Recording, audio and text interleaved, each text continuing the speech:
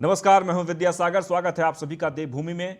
सबसे पहले खबर देहरादून से आ रही है। सीएम तीरथ सिंह रावत ने की देहरादून में प्रेस वार्ता। आपको बता दें कि सीएम ने वर्चुअली तौर पर पत्रकारों से जुड़कर प्रेस वार्ता की है। सभी जिलों में मेडिकल कॉलेज बनाने की तरफ आगे बढ़ेंगे, मुख्यमंत्री ये बात उन्होंने कही है। रुद्रपुर, हरिद्वार और पिथौरागढ़ में 3 मेडिकल कॉलेज हुए स्वीकृत। हर कॉलेज पर 125 करोड़ रुपए का खर्चा संभावित। अब तक रुद्रपुर के लिए 50 करोड़ की धनराशि भी जारी की गई है। तो रुद्रपुर के लिए 50 करोड़ की धनराशि जारी की गई है। श्रद्धालुओं की टेस्टिंग और मॉनिटरिंग के लिए बॉर्डर पर टीम तैनात किए जाएंगे। तो सीएम तीरथ सिंह रावत आज वर्चुअली प्रेस वार्ता को संबोधित करते हुए नजर आए और उन्होंने प्रेस वार्ता के दौरान कहा, कई अहम मुद्दों को लेकर बात की। सबसे इंपॉर्टेंट, कुंभ में कोरोना के गाइडलाइंस को पालन करने के निर्देश दिए हैं। साथ ही कई जिलों में मेडिकल कॉलेज बनाए जाएंगे। हर कॉलेज पर 125 करोड़ रुपए का खर्च संभावित है। और रुद्रपुर की जहां तक बात कर लीजिए, 50 करोड़ की धनराशि जारी की गई है। श्रद्धालुओं की टेस्टिंग और मॉनिटरिंग के लिए भी बॉर्डर पर टीम तैनात होंगे। कोविड है, कोरोना है और एक समय 0 हो गया था, लेकिन अब फिर थोड़ा सा शुरू हुआ है। उसके लिए भी हमने यही कहा कि भारत सरकार की गाइडलाइन है, उसका हमको पालन करना चाहिए, 100% पालन करना चाहिए। ऐसा मेरा आपके माध्यम से भी सबको, आम जनता को, मास्क लगाएं, सैनिटाइज का उपयोग करें, बार बार साबुन से हाथ धोएं, ऐसा एक जो करना चाहिए तो वो हमने कहा है।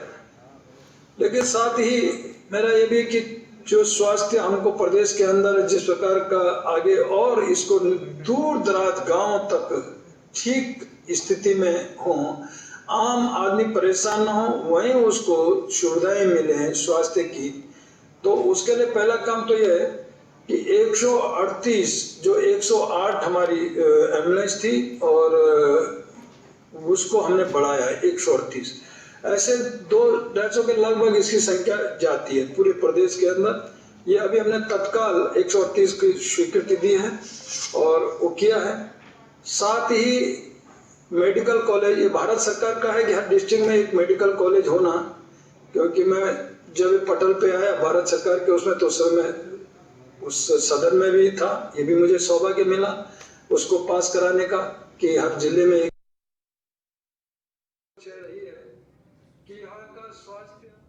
और इस वक्त हमारे साथ फ़हीम तन्हा जी जुड़ गए हैं फोन लाइन पर।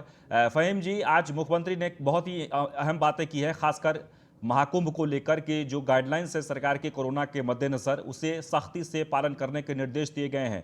किस तरीके से अमल किया जा रहा है?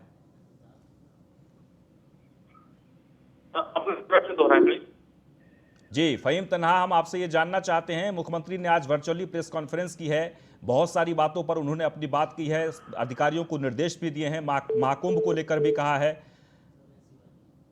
तो इस वक्त हमारे साथ फ़हीम तन्हा जो फोन लाइन पर जुड़े थे, लेकिन फिलहाल उनका फ़ोन कट गया है। हम कोशिश करेंगे फिर से उनसे संपर्क साधने की। एक बार आपको फिर से बता दें कि आज तीरथ सिंह रावत वर्चुअली प्रेस को संबोधित करते हुए कई अहम जानकारी उन्होंने दी।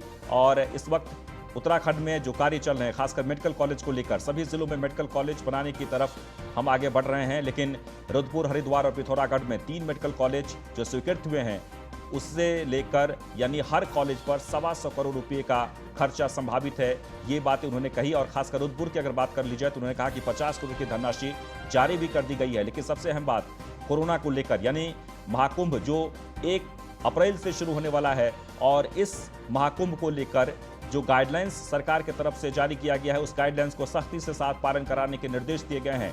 उन्होंने कहा है कि सभी बॉर्डर पर श्रद्धालुओं के टेस्टिंग की सुविधा भी होगी, ये भी बात उन्होंने कही है। और फ़हीम तन्हा एक बार फिर से हमारे साथ फोन लाइन पर जुड़ गए हैं। फ़हीम तन्हा जी, हम आपसे जानना चाहेंगे कि आज मुख्यमंत्री ने वर्चुअली प्रेस कॉन्फ्रेंस को संबोधित करके बहुत ही अहम जानकारियां दी है। उन्होंने बहुत सारी योजनाओं को लेकर बात की और कुंभ को लेकर भी कहा। किस तरीके से अमल करवाए जा रहे हैं?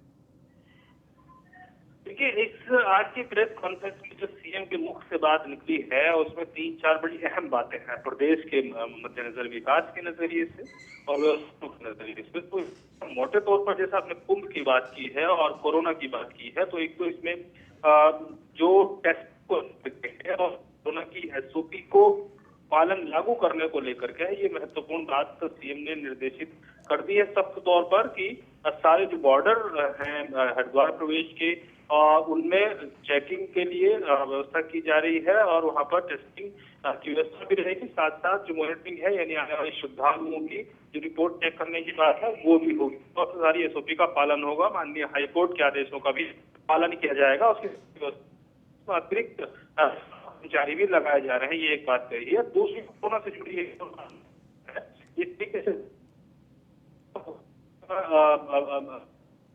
जी उत्तराखंड भी अछूता नहीं है। 200-250 केसेस रोज आने लग गए पॉजिटिव। इसको के मद्देनजर देहरादून पूरा जो उत्तराखंड प्रवेश के जो द्वार वहां पर टेस्टिंग सबकी रिपोर्ट चेक होना वो जो मांग है तो बने हुए हैं उनको लागू किया जाएगा पूरी तरीके से ताकि उत्तराखंड में उसका विस्तार ना हो कोरोना का। और एक और जो बात है कि अगर हम स्वास्थ्य के नजरिए से देखते हैं कि हर जिले में एक मेडिकल कॉलेज होने की तरफ सरकार बढ़ रही है।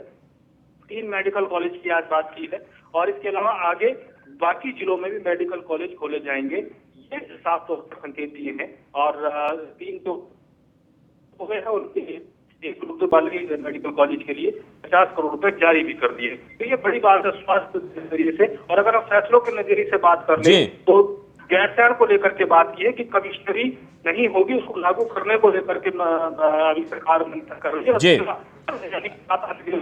हो सकती है आगे इसको लेकर के जनभावनाओं का रूप काम करने की बात कही। चलिए बहुत बहुत शुक्रिया, बहुत बहुत शुक्रिया। तो एक बार आपको फिर से बता दें कि आज त्रिवेंद्र सिंह रावत ने जो बात कही उस पर भी मुख्यमंत्री ने अपनी टिप्पणी की है, वो भी हम आपको बताएंगे। लेकिन इससे पहले आज तीरथ सिंह रावत ने प्रेस कॉन्फ्रेंस की और प्रेस कॉन्फ्रेंस के जरिए उन्होंने बहुत ही अहम बात कही। पूर्व सीएम त्रिवेंद्र सिंह की नाराजगी पर भी मुख्यमंत्री तीरथ सिंह रावत ने अपनी प्रतिक्रिया दी है। उन्होंने कहा कि त्रिवेंद्र सिंह रावत मेरे बड़े भाई के समान हैं। उन्होंने मेरे स्वास्थ्य को लेकर भी उन्होंने हालचाल मेरा जाना है। कमिश्नरी की घोषणा के विरोध में कई संगठन का विरोध है और सीएम ने कोरोना के बढ़ते मामले को लेकर चिंता भी जाहिर की है। राज्य में प्रवेश को लेकर बॉर्डर पर चेकिंग की जा सकती है।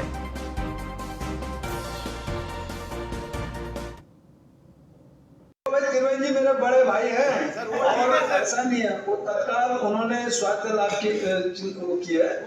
सभी लोगों ने सब तरह आप लोगों ने सभी लोगों ने स्वास्थ्य लाभ की है। ऐसा नहीं है, सभी ने बात की। चलिए नमस्कार नमस्कार। ऐसा बताइए मैं तो भैया देखो मैं तो कुछ कैसा हो रहा है क्या हो रहा है उसका आनंद लें। नमस्कार आप शुरू करें। तो उत्तराखंड के पूर्व मुख्यमंत्री त्रिवेंद्र सिंह रावत एक बार फिर से उनका दर्द छलका है। कुर्सी गंवाने के बाद अब त्रिवेंद्र को महाभारत की याद आ गई है। डोईवाला में समर्थकों के बीच पहुंचे त्रिवेंद्र सिंह रावत ने कहा कि उन्हें नहीं पता कि क्यों उन्हें मुख्यमंत्री पद से हटाया गया। इस दौरान उन्होंने महाभारत का जिक्र किया और खुद को इशारों ही इशारों में अभिमन्यु भी करार देने लगे जिसे छल से मारा गया था। लेकिन यहां भी उनका जो ज्ञान है वो अधूरा देखने को मिला। बहरहाल इस बीच सवाल ये उठता है कि अगर त्रिवेंद्र अभिमन्यु हैं तो बीजेपी में कौरव कौन है?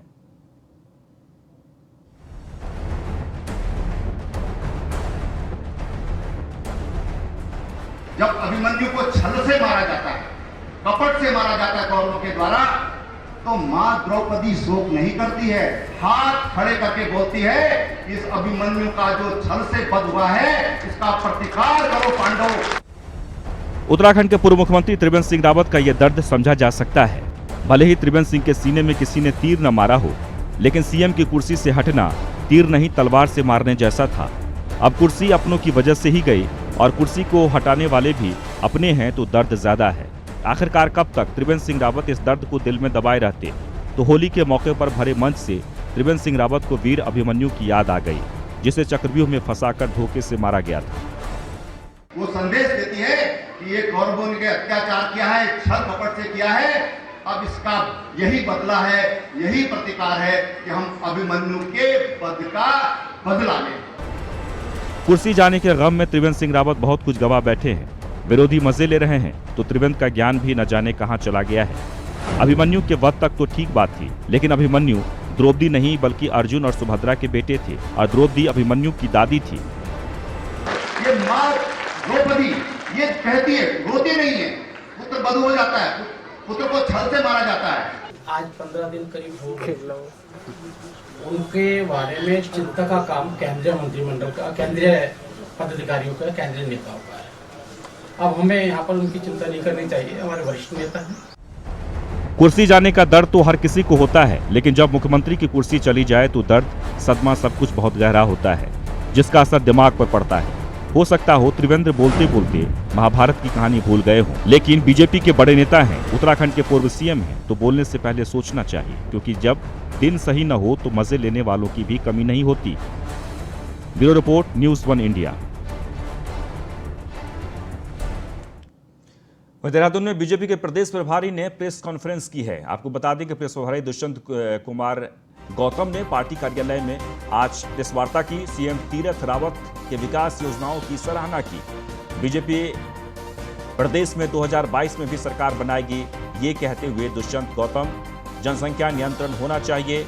प्रदेश अध्यक्ष मदन कौशिक भी साथ में मौजूद रहे। पूर्व मुख्यमंत्री आदरणीय त्रिवेंद्र रावत जी ने एक बहुत बड़ी विकास की नींव रखी थी।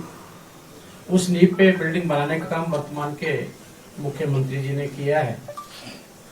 जो रात को मंत्रिमंडल की बैठक हुई, सभी मंत्रियों से पूछा गया, कार्यकर्ताओं से पूछा गया, सोशल मीडिया में क्या चल रहा है उसमें भी चर्चा हुई। सबसे मिलकर मुझे बहुत संतुष्टि इस बात की हुई है कि जनता के अंदर एक उत्साह जो वो मोदी जी के प्रति बना हुआ, उसमें कई गुना बढ़ोतरी हुई है। वर्तमान मुख्यमंत्री जी का भी मैं धन्यवाद करना चाहूंगा आपके माध्यम से कि उन्होंने कई ऐतिहासिक कदम ऐसे उठाए हैं। पूर्व मुख्यमंत्री आदरणीय त्रिवेंद्र रावत जी ने एक बहुत बड़ी विकास की नींव रखी थी। उस नींव पे बिल्डिंग बनाने का काम वर्तमान के मुख्यमंत्री जी ने किया है। जो रात को मंत्रिमंडल की बैठक हुई, सभी मंत्रियों से पूछा गया, कार्यकर्ताओं से पूछा गया, सोशल मीडिया में क्या चल रहा है उसमें भी चर्चा हुई। सबसे मिलकर मुझे बहुत संतुष्टि इस बात की हुई है कि जनता के अंदर एक उत्साह जो वो मोदी जी के प्रति बना हुआ, उसमें कई गुना बढ़ोतरी हुई है। वर्तमान मुख्यमंत्री जी का भी मैं धन्यवाद करना चाहूंगा आपके माध्यम से कि उन्होंने कई ऐतिहासिक कदम ऐसे उठाए हैं। वहीं ज्वालापुर विधानसभा सीट से बीजेपी के विधायक सुरेश राठौर श्री पंचायती निरंजनी अखाड़े के महामंडलेश्वर बनने जा रहे हैं।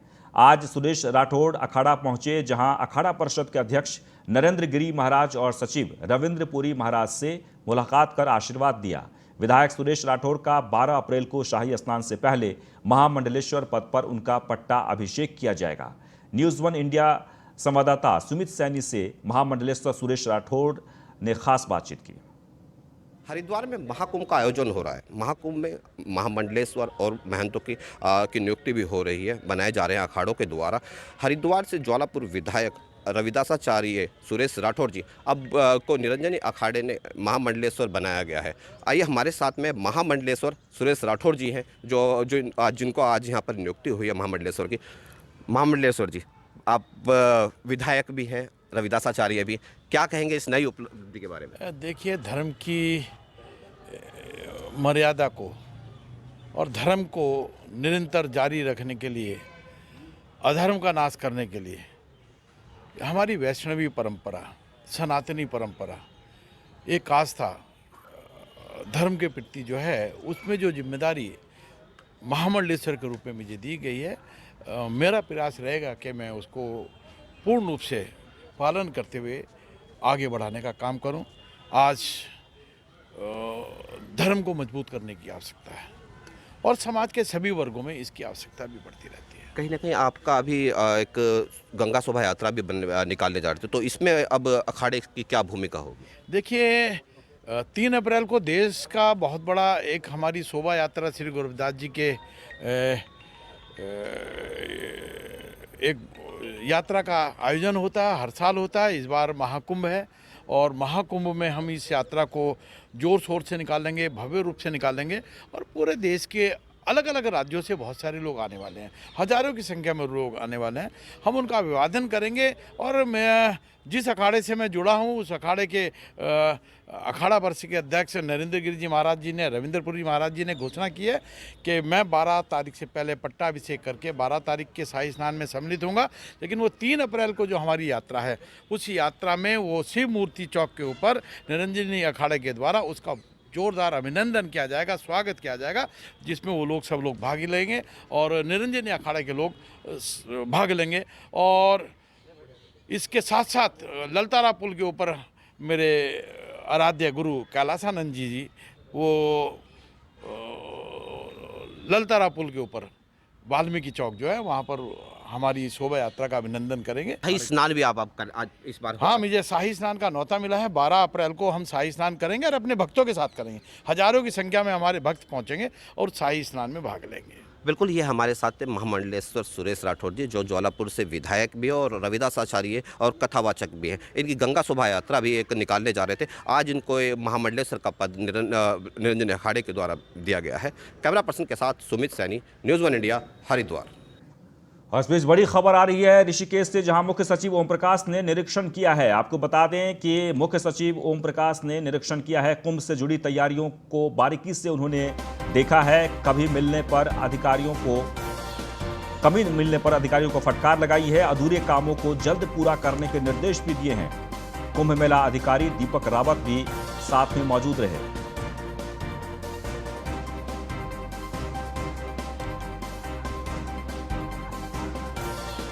कुंभ मेला का जायजा लिया है मुख्य सचिव ओम प्रकाश ने।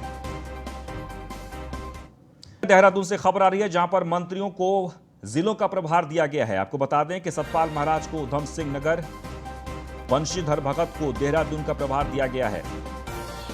सतपाल महाराज को उधम सिंह नगर, बंशीधर भगत को देहरादून का प्रभार दिया गया है। हरक सिंह रावत को अल्मोड़ा, बिशन सिंह चुफाल को पौड़ी का प्रभार दिया गया है। वहीं यशपाल आर्य को हरिद्वार, अरविंद पांडे को पिथौरागढ़, बागेश्वर का प्रभार दिया गया है। उबोध उनियाल को नैनीताल, गणेश जोशी को उत्तरकाशी का प्रभारी बनाया गया है। धन सिंह रावत को चमोली और रुद्रप्रयाग का प्रभार दिया गया है। वहीं रेखा आर्य को चंपावत का प्रभारी बनाया गया है। स्वामी यतीश्वरानंद को टिहरी जिले का प्रभार मिला है। वहीं आपको बता दें कि इस संगठन को मजबूत करने के लिए और हर जिलों में एक बेहतर कार्य हो, इसलिए मंत्रियों को जिलों का प्रभार दिया गया। रुड़की से खबर आ रही है, जहां पर एक बड़ी सफलता मिली है। ड्रग विभाग की टीम को एक बड़ी सफलता मिली है। आपको बता दें कि रुड़की से खबर है, जहां प्रतिबंधित नशीले इंजेक्शनों के साथ 2 आरोपी को दबोचे गए हैं। ड्रग इंस्पेक्टर मानवेंद्र सिंह राणा ने कार्रवाई की है। ड्रग विजिलेंस के साथ मिलकर यह कार्रवाई की गई है। मुजफ्फरनगर से उत्तराखंड ले जा रहे थे नशीले इंजेक्शन। हरिद्वार कुंभ में सप्लाई करने जा रहे थे ये युवक, लेकिन ड्रग विभाग को जब सूचना मिली, छापेमारी की गई और इसके बाद 2 आरोपी को धर दबोचा गया। आगे बढ़ते हैं। उत्तराखंड में 24 घंटे में कोरोना के 186 केस मिलने से उत्तराखंड में 24 घंटे में कोरोना से 1 की मौत हो गई है। वहीं कुल 1162 एक्टिव केस पाए गए हैं। उत्तराखंड में कोरोना से अब तक 1708 लोगों की मौत हो चुकी है। तो एक बार फिर से कोरोना का कहर देखने को मिल रहा है और अभी जो खबर आ रही है उसमें ये कि अब तक 1708 लोगों की मौत हो चुकी है। उत्तराखंड में कोरोना से 24 घंटे के भीतर 186 केस मिले हैं, यानी कोरोना के मरीज पाए गए हैं। वहीं 24 घंटे में 1 की मौत भी हुई है कोरोना से। वह जिले के विकासखंड बीर अखाल की ग्राम पंचायत घनस्याली में पूर्व प्रधान के कार्यकाल के दौरान विकास कार्यों में भारी वित्तीय अनियमितता का खुलासा हुआ है। 2 सदस्यीय जांच कमेटी ने विकास कार्यों में 4.5 लाख से अधिक की वित्तीय अनियमितता पाई है।